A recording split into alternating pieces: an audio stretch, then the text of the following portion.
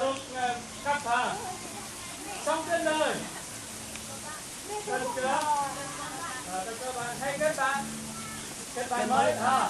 Sống trên đời. Cần có bạn. Hãy kết bạn. Kết bạn hai. Cak Bolbar. Ham deh pura kak. No. Cak Bolbar. Tô mà đã. Tô. Bây giờ thở. Sống trên đời. Cần có bạn. Hãy kết bạn. Kết mới. Kết bạn ba.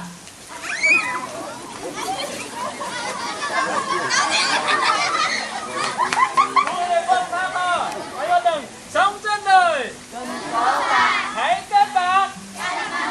Kết bạn năm.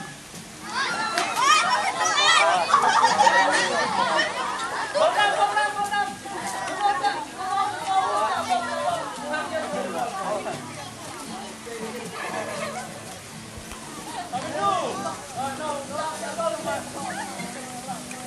Hãy kết bạn.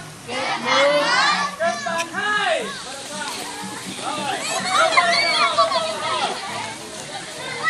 Xin chào 2 1. Xin chào bạn khỏe không? Vâng ạ.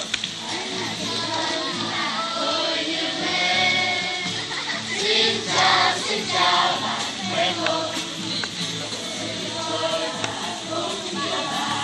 Đây rồi. Xin chào bạn khỏe không? Xin chào bạn khỏe không? Tôi cũng yêu bạn. Rồi, ăn chưa? Gặp cô xung phong Vân Minh Trung Vân Mẹ.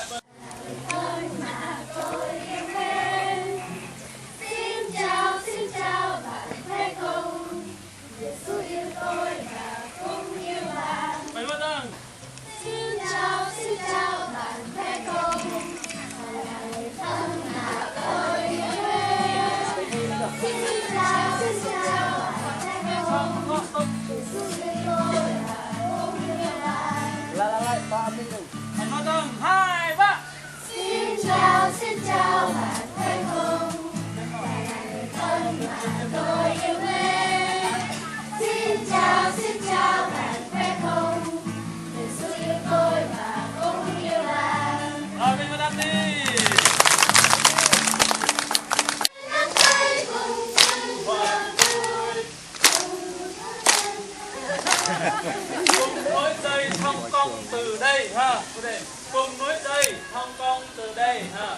Lâu hẹn nhau một ngày. 2 3. Lâu hẹn nhau một ngày. Lâu hẹn nhau về đây. Hãy nắm tay cùng sinh hoạt vui. nối dây thong cong từ đây. Lâu hẹn nhau một ngày. Lâu hẹn nhau về đây. Tay trong tay cùng sinh hoạt vui. Cùng nối dây thong cong từ